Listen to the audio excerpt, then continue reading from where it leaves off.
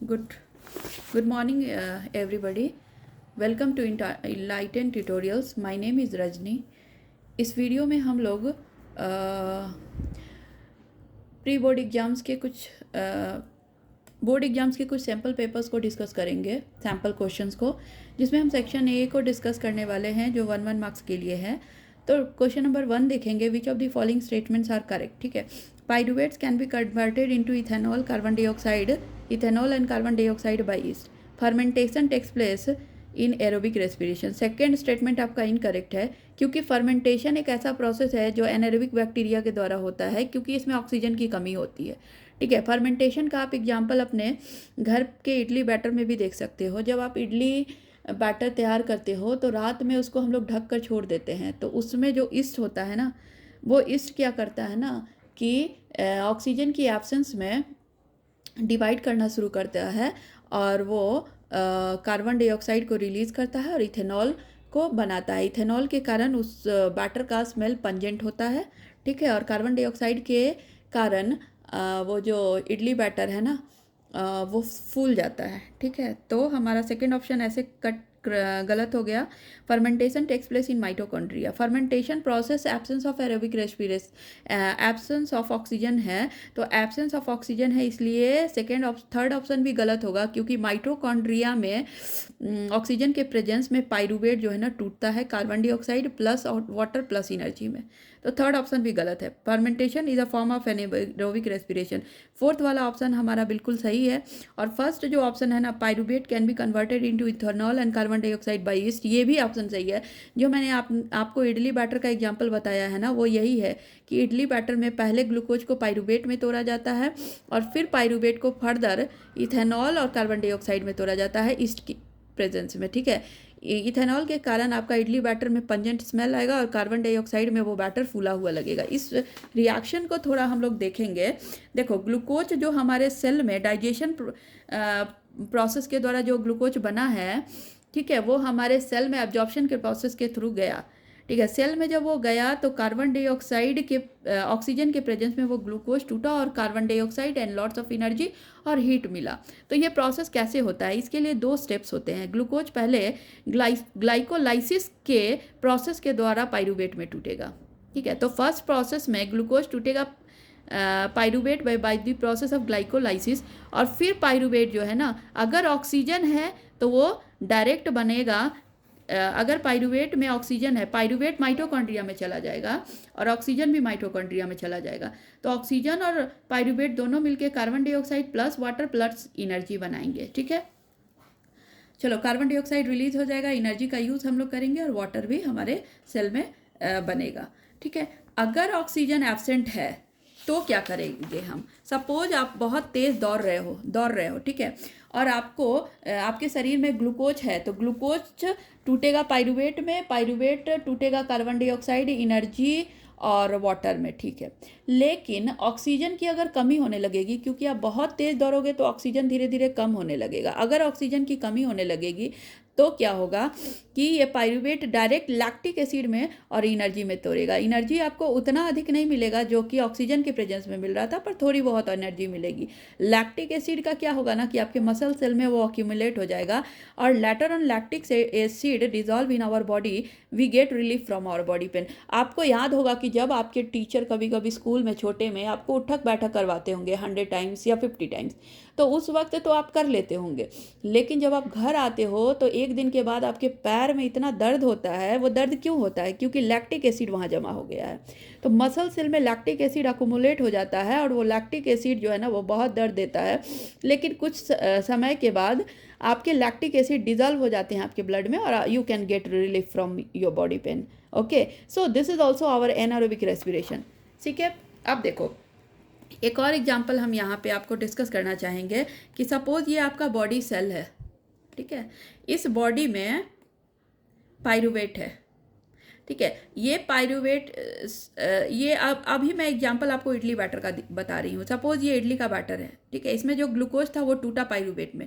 अब ये जो पाइरुवेट है वो फर्दर टूटेगा ethanol plus carbon dioxide plus energy में, ईस्ट की प्रेजेंस में। ठीक है, ईस्ट की प्रेजेंस में ethanol plus carbon dioxide plus energy देगा थोड़ी सी, और ये पायरूवेट मसल सेल में टूटेगा तो अगेन लैक्टिक एसिड और कार्बन डाइऑक्साइड, जो मैंने आपको अभी डिस्कस किया था, ठीक है। तो ये process in the absence of oxygen हो रहा है। तो यहाँ पे फर्स्ट क्वेश्चन के लिए हमारा आंसर हो जाएगा 1 and 4, ठीक है, 1 and 4, that is option C. Now question number second देखिए, arteries carry blood away from the heart to different body organs, ठीक है। दिस ऑप्शन इज करेक्ट, क्योंकि जब आप एक हार्ट का स्ट्रक्चर देखोगे तो हार्ट में ब्लड आता रहेगा वेना कावा के थ्रू। दो तरह के वेना कावा होते हैं, इंफीरियर और सुपीरियर वेना कावा, जो डीऑक्सीजनेटेड ब्लड को हार्ट में लेकर आते हैं। हार्ट में वो जब आएगा तो राइट आर्टरी और राइट वेंट्रिकल, राइट ऑरिकल और राइट वेंट्रिकल, ठीक है। हार्ट के 4 चैम्बर होते हैं, right auricle, right ventricle, left auricle, left ventricle.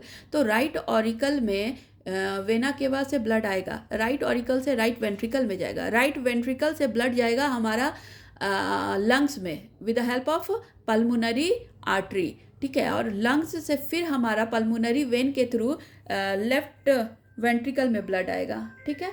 Left ventricle से फिर वो ब्लड हमारे लेफ्ट ऑरिकल से फिर वो लेफ्ट ऑरिकल में ब्लड आएगा हमारा with the help of pulmonary veins, ठीक है। और लेफ्ट वेंट्रिकल से ब्लड, लेफ्ट ऑरिकल से ब्लड हमारा लेफ्ट वेंट्रिकल में आएगा, लेफ्ट वेंट्रिकल से हमारे पूरे बॉडी में एओर्टा के थ्रू चला जाएगा। तो देखो, artery carries blood from heart to different body organs, this statement is correct.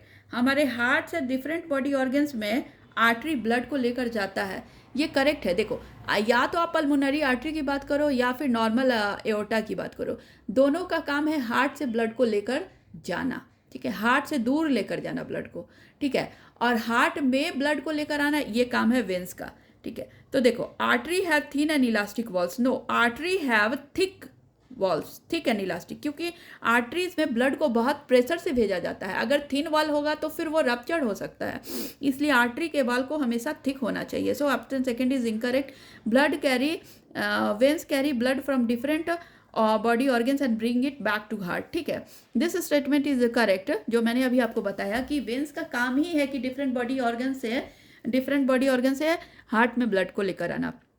This statement is correct. Veins have thick wall, no, veins का वॉल थिक नहीं है, थिन होता है, क्योंकि वेंस में ब्लड बहुत प्रेशर से नहीं आता है, क्योंकि वो हार्ट में लेकर आता है तो उतने प्रेशर से नहीं आता है। तो ऑप्शन हमारा आंसर हो जाएगा option T, that is both 2 and 3। Now question number 3 को देखेंगे। यहाँ पे देखो, यहाँ पे ये एक फूड चेन है। फर्स्ट है हमारा मेज को एक इंसेक्ट ने खाया, लोकस्ट ने, और फिर इस इंसेक्ट को लिजार्ड ने खाया, लिजार्ड को फिर स्नेक ने खाया। तो आपको यहाँ पे बता रहा है कि if the energy available to lizard is 200 J। देखो, लिजार्ड के पास 200 जूल अगर एनर्जी है तो आपको लिजार्ड से पहले और लिजार्ड के बाद कितने % एनर्जी रहेगा, ठीक है। तो हमने 10% एनर्जी वाला पढ़ा है कि फर्स्ट जो ट्रॉपिक लेवल है, सेकेंड ट्रॉपिक लेवल में उसके 10% एनर्जी जाएंगे। तो लिजार्ड को अगर 200 जूल मिल रहा है तो ज़रूर लोकस्ट को 2000 जूल मिला होगा, क्योंकि 2000 जूल का 10% होता है 200 जूल, और 200 जूल का अगेन 10% होता है 20 जूल। सो ऑप्शन ए हमारा बिल्कुल करेक्ट है इस आंसर के लिए, ठीक है। नाउ क्वेश्चन नंबर 4 देखेंगे हम लोग। 4 में इन्होंने एक स्टारफिश का फिगर दिया है, ठीक है। स्टारफिश है यहाँ पे, और इस स्टारफिश के स्ट्रक्चर को आप देख सकते हो। तो offspring form by the above method of reproduction have greater similarity among themself. देखो, अगर मान लो यहाँ से इस स्टारफिश का एक ऑफ स्प्रिंग बनेगा तो उसमें बहुत सिमिलरिटी होगी, ठीक है। तो ए sexual reproduction involves only 1 parent. तो दिस स्टेटमेंट इज बिल्कुल करेक्ट, क्योंकि ए सेक्सुअल रिप्रोडक्शन हमेशा एक ही पेरेंट में होता है, एक ही पेरेंट से नए जो ऑफ स्प्रिंग है वो बनते हैं। ए sexual reproduction does not involve gamete formation. This statement, A sexual reproduction does not involve gamete. Yes, A sexual reproduction में गैमीट की ज़रूरत ही नहीं है, गैमीट को वो इन्वॉल्व ही नहीं करते हैं, क्योंकि वो डिफरेंट बॉडी पार्ट से ही रिप्रोडक्शन कर लेते हैं। इसमें कोई भी सेक्सुअल पार्ट्स इन्वॉल्व नहीं होता है। Sexual reproduction occurs before sexual reproduction occurs before asexual reproduction. ये तो स्टेटमेंट ही गलत दिया है। ए sexual reproduction, sexual reproduction, what is this? This 3rd and 4th is wrong. हमारा जो फर्स्ट और सेकेंड ऑप्शन है वो बिल्कुल करेक्ट है, ठीक है, first and second. Now question number 5 देखेंगे। In the given equation what does x stand for. इस इक्वेशन में एक्स का एक्स जो है ना वो कौन सा नंबर को डिनोट करेगा, देखो Al प्लस H2SO4 क्या हो जाएगा, Al2SO4 का होल 3 प्लस 3H2। तो जब आप इस इक्वेशन को बैलेंस करोगे ना तो आपको क्या मिलेगा, लेट अस सी। यहाँ पे 3, यहाँ पे देखो 2 एल्यूमिनियम है, हियर 2 एल्यूमिनियम इज देयर, सो क्या मैं यहाँ पे 2 एल्यूमिनियम लिख सकती हूँ, तो यहाँ पे मैंने 2 एल्यूमिनियम लिख दिया, 2 एल्यूमिनियम, ठीक है। अब देखो एल्यूमिनियम तो बैलेंस है, अब देखो SO4 यहाँ पे 3 है, तो क्या मैं यहाँ पे 3SO4 लिख सकती हूँ। अब देखो 3SO4 यहाँ भी है, 3SO4 यहाँ भी है, 2Al यहाँ भी है, 2Al यहाँ भी है। अब देखो H2 यहाँ पे 3 है, यहाँ भी H2 3 हो गया, तो ये हमारा इक्वेशन बैलेंस हो गया। अब तो अब उन्होंने पूछा है क्या कि y और x क्या है इसमें, तो देखो 2 और 3, ये हमारा ऑप्शन बिल्कुल सही है, 2 और 3 ऑप्शन होगा इसका। क्वेश्चन नंबर 6 को देखेंगे, which of the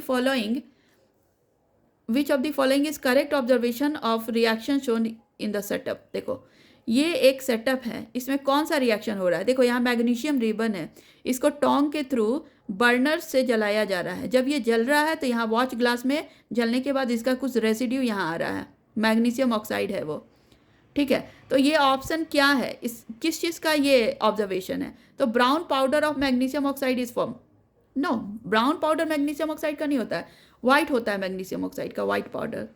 colourless gas which turns lime water milky is evolve, carbon dioxide, देखो ये colourless gas which turns lime water milky, colourless gas carbon dioxide होता है जो इसमें नहीं बनेगा, ठीक है। Lime water turn milky, lime water को मिल्की टर्न करने के लिए जो गैस निकलेगा वो कार्बन डाइऑक्साइड होता है, और इस रिएक्शन में वो नहीं होगा। Magnesium ribbons burn with brilliant white light, ये हमारा बिल्कुल सही है, अगर मैग्नीशियम रिबन को हम जलाएंगे तो ब्रिलियंट वाइट लाइट के साथ वो जलेगा। Option C will be correct for this answer 6। An aqueous solution A turns phenolphthalein solution pink. On addition of an aqueous solution B to A, the pink color disappears. Which of the following statement is true for the solution of A and B? सबसे पहले आप देखो कि फेनोप्थलीन solution है ना, ठीक है, फेनोप्थलीन solution जो है ना वो कलरलेस होता है। अगर आप फेनोप्थलीन सॉल्यूशन में अगर कोई बेस को डिजॉल्व कर दोगे ना तो वो उसका कलर पिंक कलर हो जाएगा, लेकिन अगर आप फेनोप्थलीन सॉल्यूशन में एसिड डालोगे तो वो कलरलेस ही रहेगा। तो इस इक्वेशन में, इस क्वेश्चन में पूछा है कि an aqueous solution of a turns phenolphthalein solution pink, ठीक है, सही है। तो on addition of aqueous solution B to A, अब ए से पिंक हो गया, अगर फिर मैं बी डाल दूंगी तो वो कलर डिसअपियर हो जाएगा। तो कौन सा स्टेटमेंट सही है, तो सबसे पहले ए हमारा बेस होगा क्योंकि बेस डालने पे ही पिंक कलर होता है, और बी हमारा ए है क्योंकि अगर हम फेनोप्थलीन सॉल्यूशन में एसिड डाल देंगे तो वो वाइट कलर का हो जाएगा। तो देखो कौन सा स्टेटमेंट ट्रू है, A has pH greater than 7, ए का pH 7 से अधिक होगा। दिस स्टेटमेंट इज बिल्कुल करेक्ट क्योंकि pH जिनका 7 से अबव होता है वो बेस होते हैं, and B has pH less than 7। तो ये भी स्टेटमेंट बिल्कुल सही है क्योंकि pH अगर 7 है, 7 से कम है मतलब वो एसिड है, और एसिड को अगर मिलाएंगे तो वो हमारा सॉल्यूशन क्या हो जाएगा, कलरलेस हो जाएगा। तो ऑप्शन सी इसका बिल्कुल करेक्ट आंसर होगा, ठीक है। अब देखो food cans are coated with tin and not with zinc because, food cans को हम लोग टीन से कोट करते हैं और जिंक से नहीं, क्यों, because zinc is more reactive than tin. हमने रिएक्टिविटी सीरीज को अच्छे से पढ़ा है, कैटरीना ने, कार मांगी, एल्टो, जिंक आयरन के 3 पब है, और 3 पब है, कॉमर्स सिर्फ गोल्ड, यही था ना हमारा। तो इस रिएक्टिविटी सीरीज को आप देखोगे तो यहाँ से आपको क्या मिलेगा, एक सेकेंड मैं आपको एक बार दिखा देती हूँ ये रिएक्टिविटी सीरीज, 1 सेकेंड।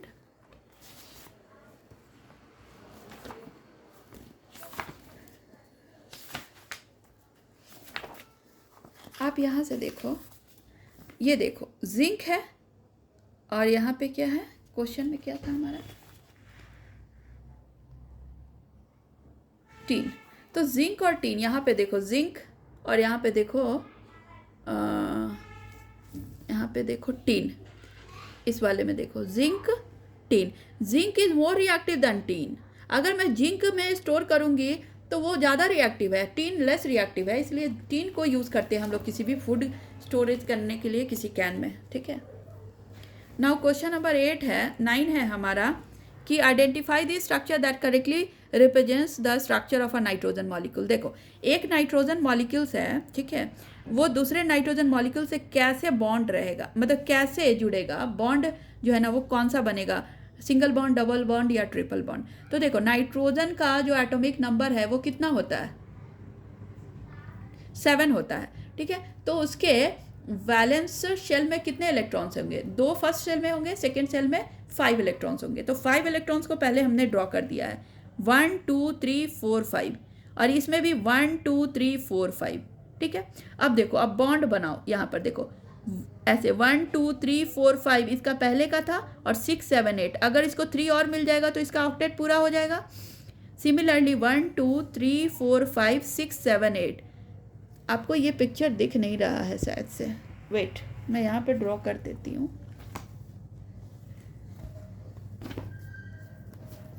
यहाँ पे ही मैं ड्रॉ कर देती हूँ। ये नाइट्रोजन है हमारा, ठीक है। इसमें 1 2 3 4 5, अगेन N 1 2 3 4 5। देखो इसके 5 थे वैलेंस शेल में इलेक्ट्रॉन्स, 1 2 3 4 5, ठीक है, और इसके भी 1 2 3 4 5। अब मैंने क्या किया ना कि इसको ऐसे करके अरेंज कर दिया। अब देखो इसके ऑक्टेट पूरे हो जाएंगे, 1 2 3 4 5 6 7 8, इसके ऑक्टेट पूरे हो गए शेयरिंग के थ्रू, और इसके भी पूरे हो जाएंगे 1 2 3 4 5 6 7 8, इसके भी पूरे हो गए। अब देखो बॉन्ड 1 2 3 ट्रिपल बॉन्ड बनेगा। तो इन्होंने पूछा है कि इसमें से कौन सा करेक्ट रिप्रेजेंटेशन है नाइट्रोजन मॉलिक्यूल का, तो option B will be correct, हमारा बी ऑप्शन करेक्ट हो जाएगा, ठीक है। बाकी सब रॉन्ग है, आपको यहाँ से दिख भी नहीं रहा होगा, पर ये सब अरेंजमेंट रॉन्ग है, ठीक है। चलो नेक्स्ट क्वेश्चन देखेंगे हम लोग। Question number 10। क्वेश्चन नंबर 10 में इन्होंने कहा है कि listed here is a reactivity of certain metal. देखो ये मेटल है, उसका reaction with air, reaction with water और रिएक्शन विथ डाइल्यूट एसिड है। सबसे पहले गोल्ड लेंगे, gold reaction with water, gold does not oxidize और बर्न, कभी भी वो बर्न नहीं होगा, ऑक्सीडाइज नहीं होगा। एयर में खुले छोड़ दोगे तो उसमें कोई रिएक्शन नहीं होगा ऑक्सीजन से। वाटर में भी डालोगे तो कोई रिएक्शन नहीं होगा। गोल्ड की ज्वेलरी मम्मी पहनती होंगी आपकी, तो आप देखोगे गर्ल्स ईयरिंग्स वगैरह पहनती हैं, तो ऐसा नहीं है कि वाटर से रिएक्ट करके गोल्ड डिजॉल्व करके पानी में बह गया, ऐसा नहीं होता है। Reaction with dilute acid, acid के साथ भी इसका कोई रिएक्शन नहीं होता है। इसीलिए हम लोगों ने पढ़ा था ना कि गोल्ड और सिल्वर को हम लोग एक्वा रिजिया वाला एक सॉल्यूशन होता है उसमें स्टोर करते हैं, ठीक है। पहले के समय में क्या होता था ना कि गोल्ड को चोरी से बचाने के लिए ऐसा स्टोरी बना है कि उसको डिजॉल्व करके रखते थे। किस में रखते थे, तो एक्वा रिजिया में, ठीक है। नाइट्रिक एसिड और हाइड्रोक्लोरिक एसिड का सॉल्यूशन होता है एक्वा रिजिया, जिसमें 3:1 रेशियो में डिजॉल्व करते हैं हम लोग, ठीक है। ये पहले का होता था, लेकिन अगर आप चाहोगे कि सिर्फ HCl में मैं डिजॉल्व कर दूँ गोल्ड को, तो ये पॉसिबल नहीं है। Sodium burns vigorously to form oxide. हाँ, सोडियम को आप हवा में खुले छोड़ ही नहीं सकते हो, अगर आप खुले रख दोगे ना तो वो रिएक्ट कर जाएगा ऑक्सीजन से, इसलिए किरोसिन ऑयल में रखते हैं हम लोग सोडियम और पोटेशियम को। वाटर में तो अगर आप गोल्ड डालोगे तो बाप रे, विगोरस वायलेंट रिएक्शन होता है इसका, और एसिड में तो पूछो मत, वायलेंट रिएक्शन, ठीक है। जिंक भी ऑक्सीजन में, अगर जिंक को आप जलाओगे तो वो ऑक्साइड बनेगा।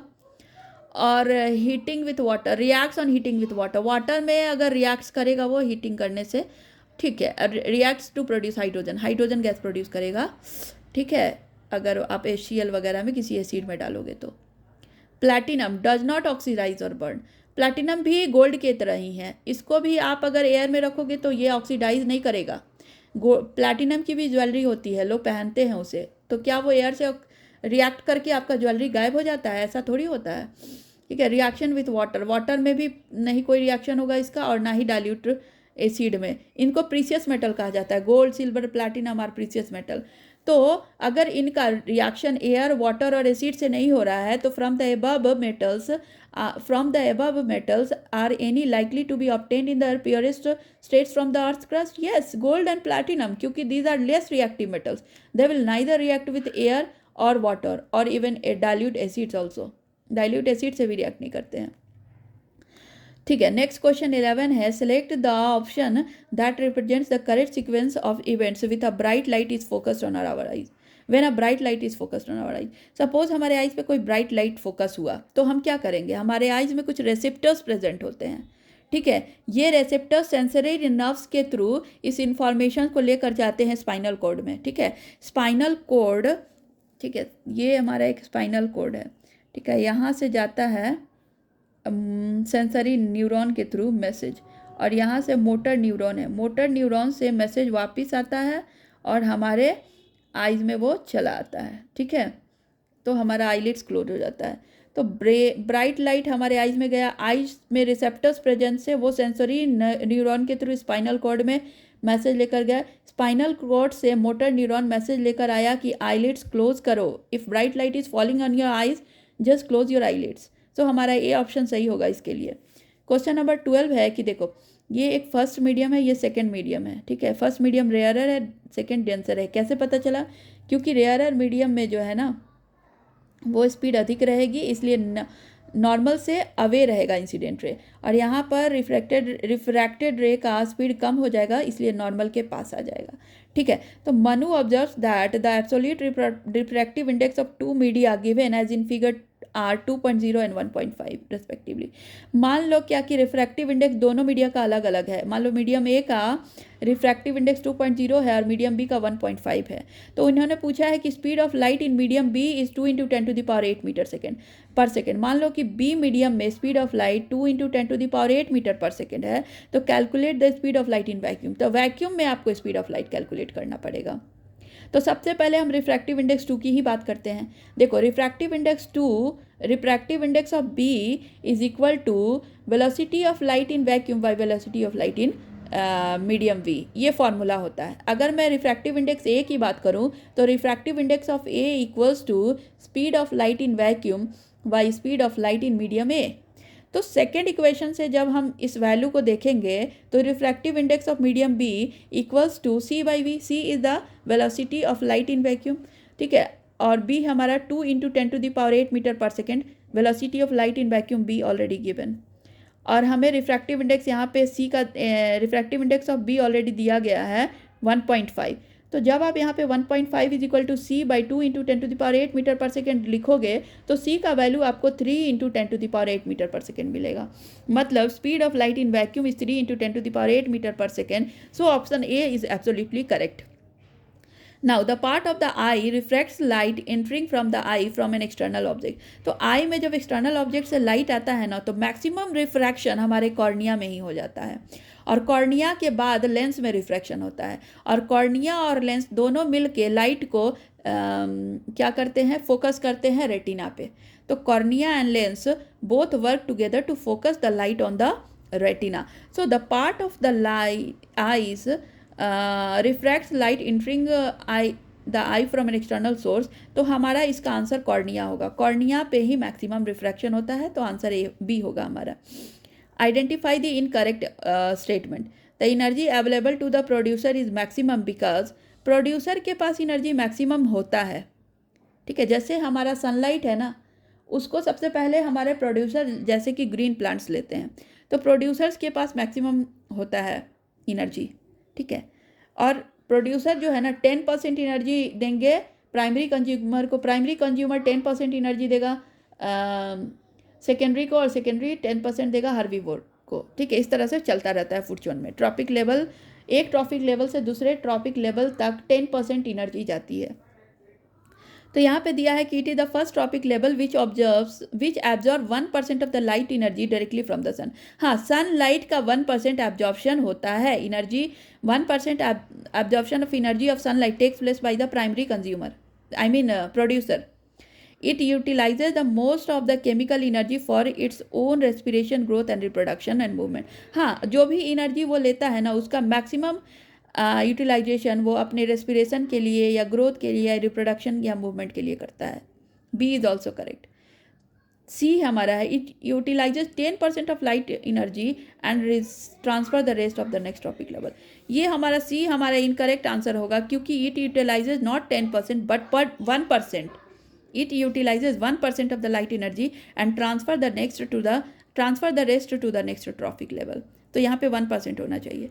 डी हमारा है, it transfer only 10% the light energy to the next trophic level. D भी सही है, तो ऑप्शन सी हमारा बिल्कुल करेक्ट आंसर होगा। यहाँ पे इनकरेक्ट स्टेटमेंट पूछा है, तो option C is the incorrect statement. Now question number 15 है trait in an individual is influenced by, देखो paternal DNA, maternal DNA, neither paternal nor maternal DNA, both paternal and maternal DNA. तो option question 15 का option D बिल्कुल correct है, क्योंकि कोई भी trait जैसे कि हमारे आई का कलर, हमारे हेयर का कलर, वो हमारे पेरेंट्स, फादर और मदर दोनों के ही ट्रेट से मिलकर बनता है, ठीक है। लेकिन उसमें जो डोमिनेंट है वो हमारे कैरेक्टर, हमारे आइज़ में या फिर हमारे हेयर कलर में नजर आएंगे, ठीक है। तो यहाँ पर ट्रेट हमारे इन्फ्लुएंस होते हैं both maternal and paternal DNA से, ठीक है। नाउ क्वेश्चन नंबर 16 देखेंगे कि the number of chromosomes in both parents and offspring of a particular species remains constant because, देखो ये जो क्वेश्चन है ना, इसको हम लोग इस तरह से समझेंगे कि सपोज यहाँ पे आप टेस्टिस देखे होंगे, मेल रिप्रोडक्टिव ऑर्गन्स का टेस्टिस है ना, वहाँ पे स्पर्म का सिंथेसिस होता है, ठीक है। तो सबसे पहले मैं आपको ये चीज़ एक्सप्लेन करना चाहूँगी। यहाँ पे देखिए, ये एक टेस्टिस है, ये जो है ना ये टेस्टिस है, आपको यहाँ पे किडनी शेप का कुछ दिख रहा होगा, ये टेस्टिस है।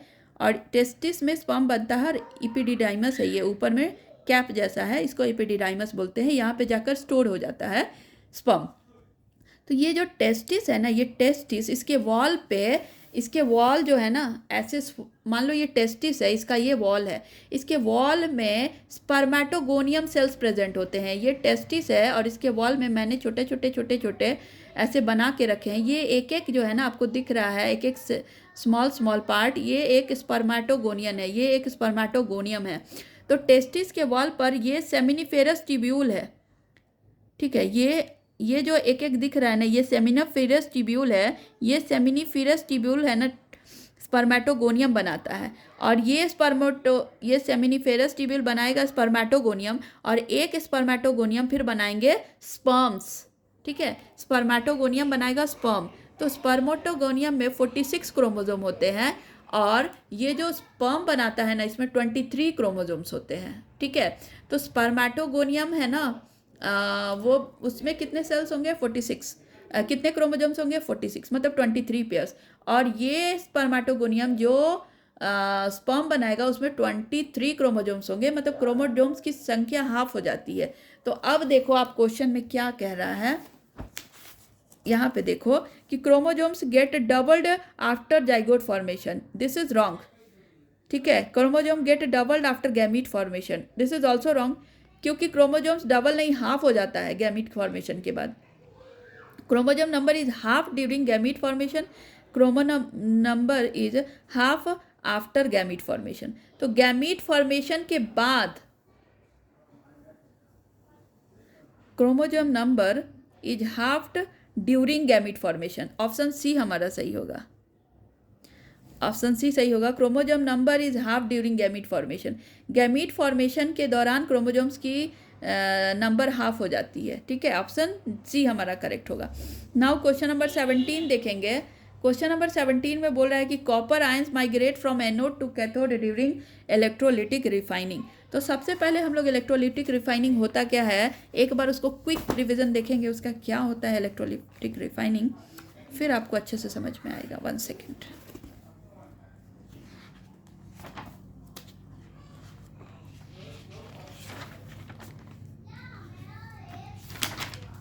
यहाँ पे आप देखो, ये इलेक्ट्रोलिटिक रिफाइनिंग का है, ठीक है। इलेक्ट्रोलिटिक रिफाइनिंग में आप जब देखोगे ना, तो एक मैं ट्रिक आपको दिखाती हूँ, पाव एनसीआर। पाव एनसीआर एक ट्रिक है। पाव मतलब क्या होता है ना कि पॉजिटिव, ये जो पॉजिटिव टर्मिनल से जो हमारा इलेक्ट्रोड जुड़ा है, इसको हम लोग बोलते हैं पॉजिटिव इलेक्ट्रोड। पॉजिटिव इलेक्ट्रोड को हम लोग बोलते हैं एनोड, क्योंकि पाओ पॉजिटिव एनोड ऑक्सीडेशन, पाओ पॉजिटिव एनोड पे हमेशा ऑक्सीडेशन होगा, नेगेटिव कैथोड पे हमेशा रिडक्शन होगा। तो देखो, positive anode oxidation, negative cathode reduction, तो पाव एनसीआर यहाँ तक समझ गए। तो ये हमारा एक इम्प्योर मेटल है और ये कॉपर सल्फेट का सॉल्यूशन है। तो जैसे ही आप इसको बैटरी से कनेक्ट करोगे या सेल से कनेक्ट करोगे, तो क्या होगा ना कि करंट का फ्लो शुरू हो जाएगा। तो जैसे ही करंट फ्लो शुरू होगा ना, तो यहाँ पे इम्प्योर कॉपर का रॉड है, इसमें से Cu+2 आयंस कॉपर के सॉल्यूशन में चले आएंगे, कॉपर सल्फेट के सॉल्यूशन में, और कॉपर सल्फेट को पानी में डिज़ोल्व करने से क्या होता है, कॉपर आयंस और सल्फेट आयंस अलग हो जाते हैं। तो यहाँ से कॉपर Cu+2 यहाँ पे जंप करेगा और यहाँ पे जो Cu+2 है ना वो जंप कर जाएगा इस इलेक्ट्रोड पे, दैट इज़ कैथोड पे। तो ऐसे ही ये जो रॉड है ये पतला होता जाएगा समय जैसे ही करंट फ्लो होता जाएगा तो, और ये वाला इलेक्ट्रोड मोटा होता चला जाएगा। तो कुछ समय के बाद ये इलेक्ट्रोड आपको एक बहुत पतला दिखेगा और ये बहुत मोटा दिखेगा। अब यहाँ पे जो क्वेश्चन है इसको हम लोग डिस्कस करेंगे। Copper ion migrates from anode to cathode during electrolytic refining. सही है, copper ion migrate from anode to cathode. ये हमारा एनोड है, ये हमारा कैथोड है। तो एनोड से कैथोड में कॉपर आयंस माइग्रेट करेगा, ये करेक्ट है। सेकेंड है, in the electrolytic refining process metal ion accept electrons at anode and deposited as a pure metal.